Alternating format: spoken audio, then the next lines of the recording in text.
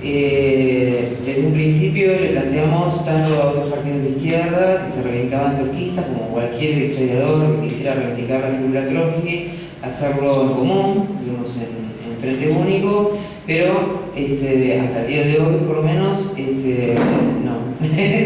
no se ha sumado nadie a esta tarea, que para nosotros es fundamental porque, digamos, la idea surgió a partir de que el PTS, cuando rompió con el MAS, se planteó que teníamos una necesidad de volver a Trotsky.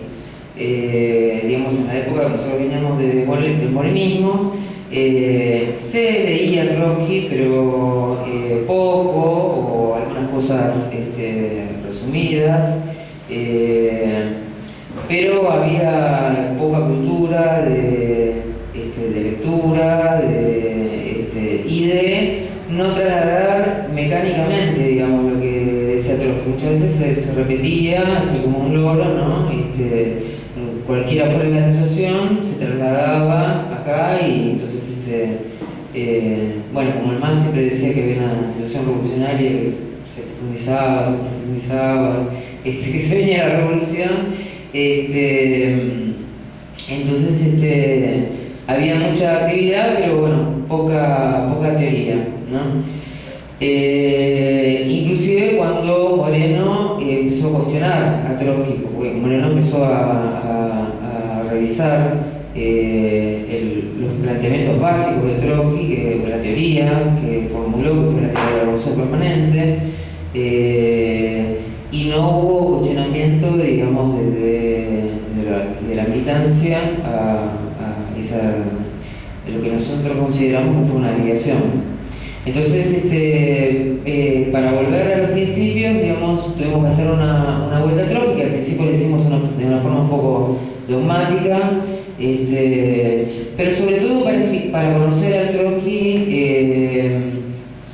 entre los 30 y los 40, que se estudiaba muy poco. Los escritos de Trotsky que sacó entre el 29 y 40, se conocían muy pocos y bueno, nosotros volvimos y a partir de eso, por ejemplo, bueno, el PTS surgió en el 88, la fundación del CEDIC fue en el 98,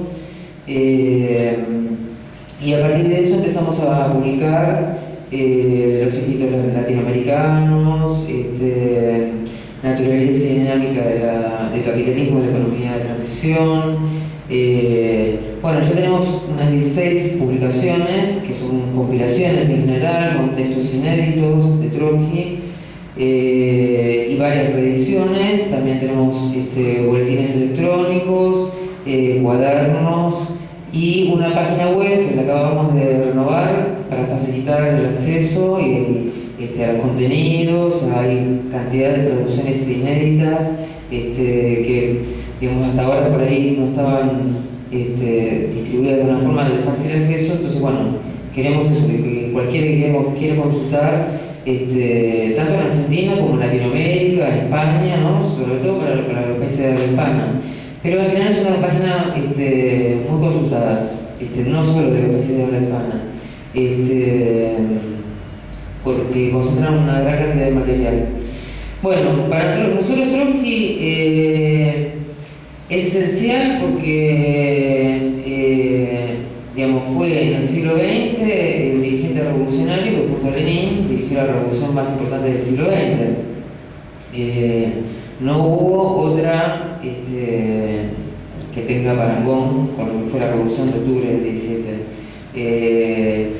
Tanto, digamos, por lo que significó la preparación, los debates, como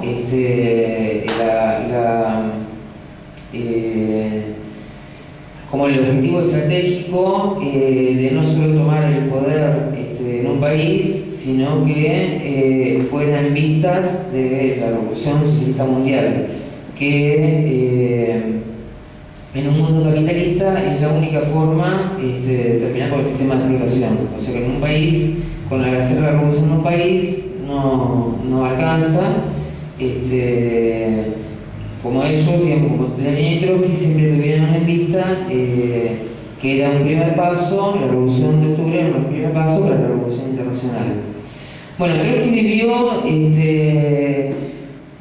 en la primera mitad del siglo XX los mayores acontecimientos revolucionarios y contrarrevolucionarios, y sacó lecciones de todos esos eventos, porque para él era la única forma de avanzar teórica, políticamente, estratégicamente, y de construir lo que para él era el norte, que era un partido de la Revolución Socialista Mundial.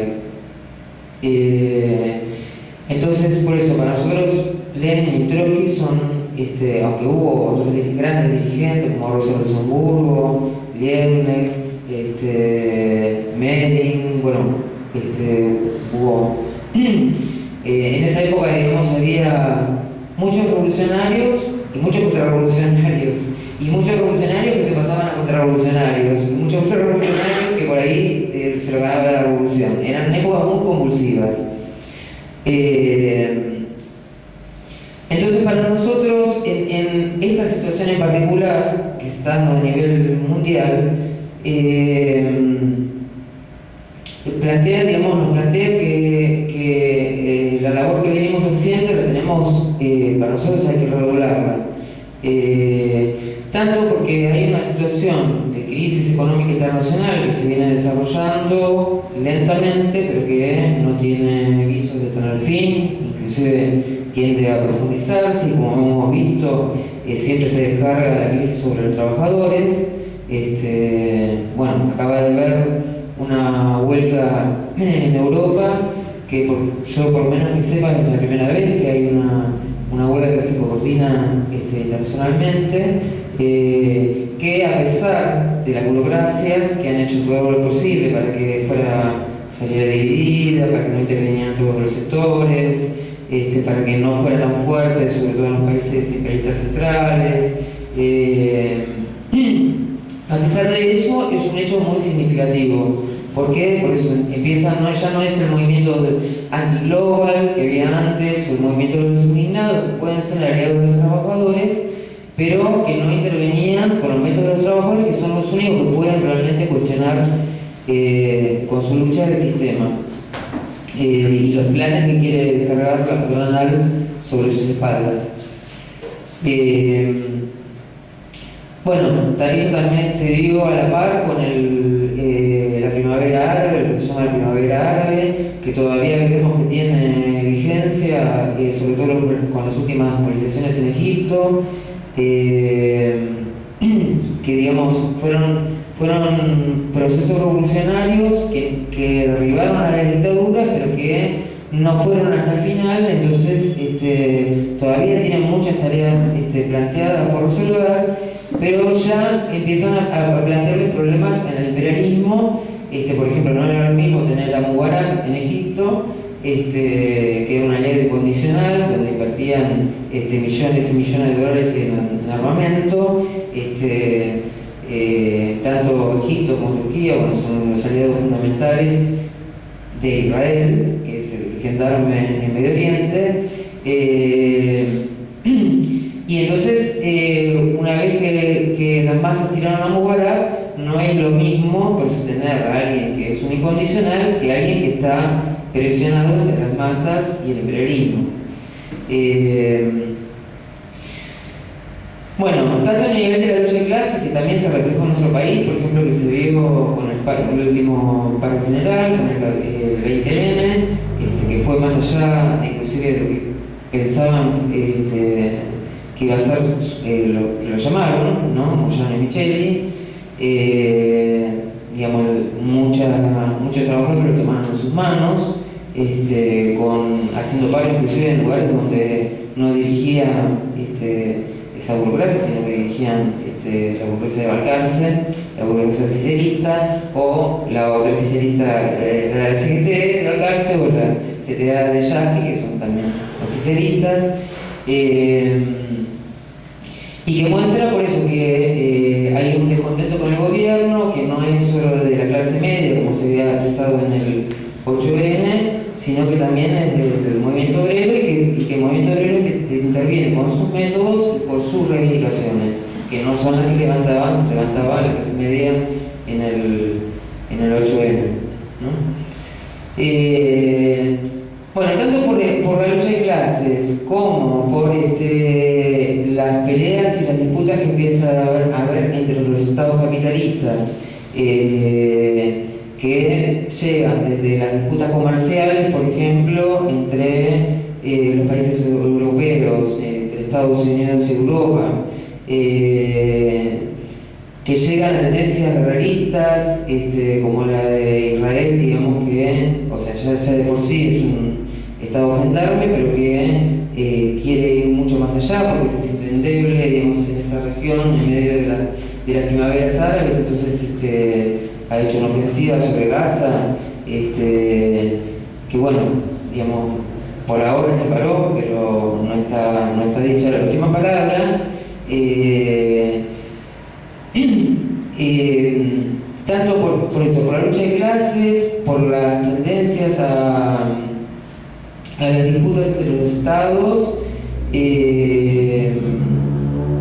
como por la crisis económica, creemos que se empieza a asemejar más la situación a la que vivió Trotsky. No es que sea igual, ya digamos que haya revoluciones y contrarrevoluciones como en esa época, pero tiende a ir para ese lado, y con un inicio de intervención de los trabajadores con sus propios métodos. Entonces eso nos hace ser más optimistas, digamos, de que eso se pueda, la lucha de clases se pueda desarrollar en ese sentido. Entonces, ¿por qué decidimos sacar las obras escogidas ahora? Justamente tiene que ver con esto, porque creemos que hay nuevas generaciones que están surgiendo de la lucha, que no tienen que partir desde cero, que hay grandes lecciones para aprender de la lucha de clases del siglo XX, del siglo XIX también, pero sobre todo del siglo XX, tanto de los triunfos como de las derrotas, y que, bueno, queremos acercar lo más posible esas lecciones, y que Trotsky, bueno, por la cantidad de la producción literaria que ha tenido, las enseñanzas que ha dejado, es fundamental para partir, para enfrentar esa realidad.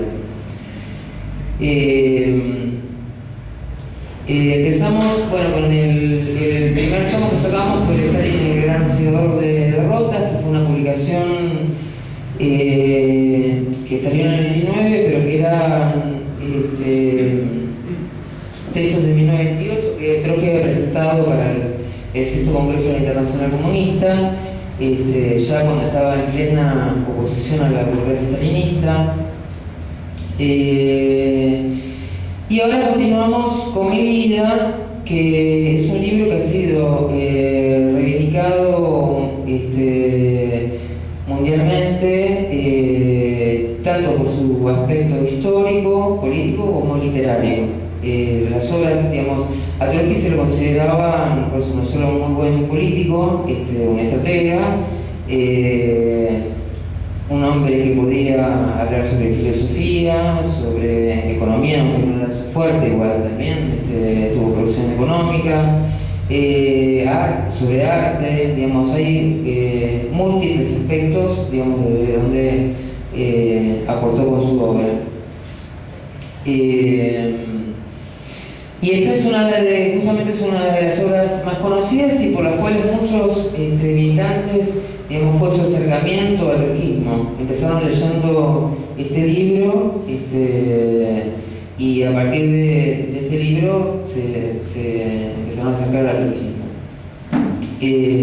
Aunque lo vean así muy gordito, es una versión abreviada de su vida, de los primeros 50 años de su vida. Todavía le faltaban 10 hasta que lo asesinaron a Trotsky. Stalin, perdón. Pero bueno,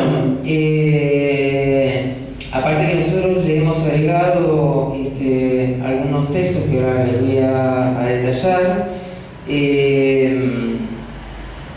Es una versión abreviada, pero donde Trotsky, por eso Trotsky no tenía pidió un editor alemán.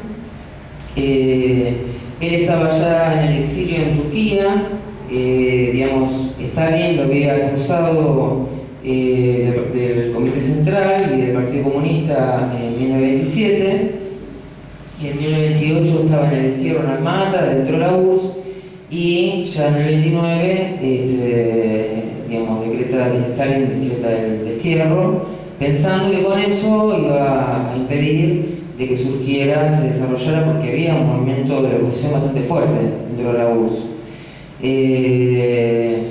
Y bueno, como dice Trotsky, a pesar de su aislamiento, el aislamiento fue relativo al principio porque llegaban de todos lados, de todos los países del mundo, visitas a entrevistarlo, bueno, y editores como el editor que le pidió este libro, que no era turquista ni marxista, pero que consideraba que su historia de vida era algo fascinante, digamos, reunía acontecimientos increíbles.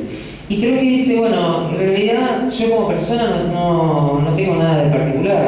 Lo particular son las situaciones en las que viví. Y justamente esas situaciones fueron las que hicieron que yo desarrollara aspectos que por ahí en otra época no los hubiera desarrollado.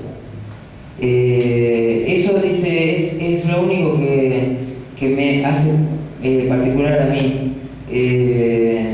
Pero en realidad él usó ese pretexto para mostrar la época que había vivido durante sus 50 años, ¿no? Entonces parte de una forma bastante extensa de su infancia. Él nació en 1879, el 26 de octubre, que sería en el viejo calendario de Rusia, porque ellos usaban el calendario juliano.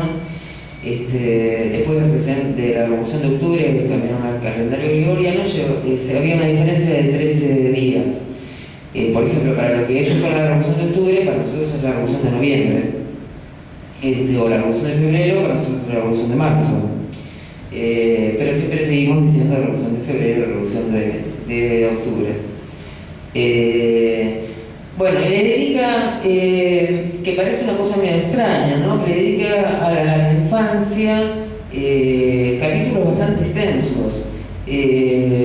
Pero no tenía nada que ver, no lo hace, digamos, en un sentido para decir, yo viví así, para centrarse en su persona, sino que mientras él va relatando eso, por ejemplo, él nació en el campo, y estuvo hasta los 9 años viviendo en el campo, en Ucrania, en una aldea atrasada, con un padre que era campesino, que era un campesino al principio medio, y después, con mucho esfuerzo, llegó a ser un campesino acomodado, que tenía un molino, y entonces iban todos los campesinos, los mujik, iban a ese molino a llevar sus cosechas.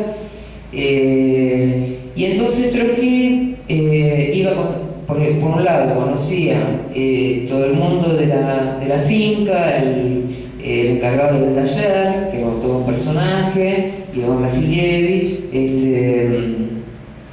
y conocía a los mujik que venían a la finca del padre, y veía que había muchas injusticias en el trato, no solo del padre, sino en general, todos los que eran dueños de fincas, en general maltrataban, o sea que no era lo mismo un campesino que el otro, ¿no?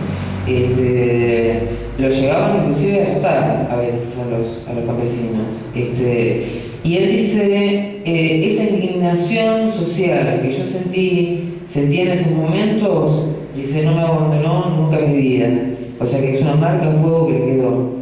Entonces, en el prólogo empieza diciendo que en realidad el libro es un libro de polémica social. Porque dice, a través de los ejemplos que yo doy en el campo, como cuando fui a la ciudad, él a los 10 años lo mandan a Odessa a estudiar lo que sería la secundaria, con un familiar que era de esa ciudad, y que lo empieza a meter en la lectura de los escritores de la época, Pushkin, Nekrasov, Turgeniev.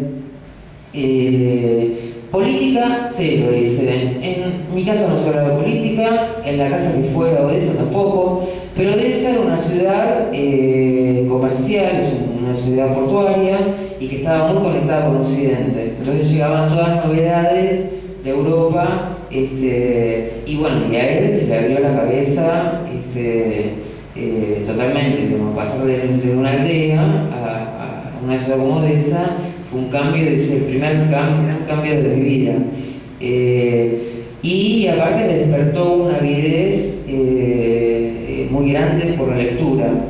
Por la lectura en general, ¿no? Por eso, él hasta los 17 años no se interesaba por la política. En eso fue bastante parecido a Lenin. Lenin para esa época se consideraba grande, ya de 17, 18 años se consideraba una persona formada, digamos, ¿no?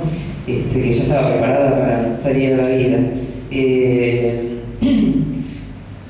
Entonces, en cierta forma llegaron tardíamente, pero bueno, ahora voy a explicar por qué, de qué época venía y a qué época cambió. Bueno, él dice que también en la ciudad veía injusticias, en la misma escuela, por ejemplo, cómo se trataba a los alumnos judíos. Él era judío, tenía la comunidad judía, aunque no era practicante, pero por ejemplo en el primer año medio lo discriminaron, pero después, como fue el primer alumno de la clase, siempre me sacaba 5, el 5 era la nota más, como si fuera un 10. Entonces él no lo sintió tanto, pero por ejemplo al lado de la escuela había un orfanato y estaban en los juegos, salían en el mismo patio, salían los alumnos de la secundaria y salían del orfanato. Y los orfanatos estaban siempre apartados y él quiso acercarse y no le dieron ni medio bolilla. Pero él se daba cuenta, digamos, que el trato diferente que había con los huérfanos y ellos, ¿no? Bueno, la indignación con los profesores, cuando los profesores eran muy reaccionarios, y la situación en el campo, él dice: yo estuve cruzado por la época de la que venía Rusia, que era estaban bajo el zarismo, bajo el régimen feudal,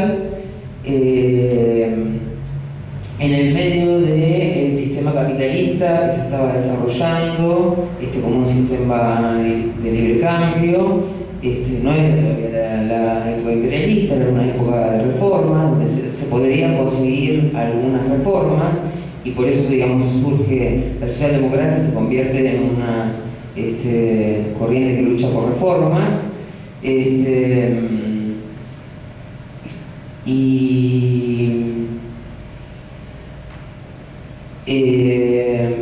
Lo que imbuía, sobre todo entre los 1870 y 1890, era el conservadurismo de la vieja época y el populismo. El populismo estaba representado por un grupo que se llamaba Granadina y Golia, que eran intelectuales que iban al campo, se disfrazaban de campesinos para entrar en diálogo con los campesinos, pero los campesinos los sacaron a patada. Al principio decían, bueno muchachos, qué sé yo, pero después no había forma de organizar su parte, ¿no? Estaba cada uno en su producción, y no había forma de organizarlo. Entonces el populismo empezó a entrar en decadencia hasta que llegó a la época del terrorismo.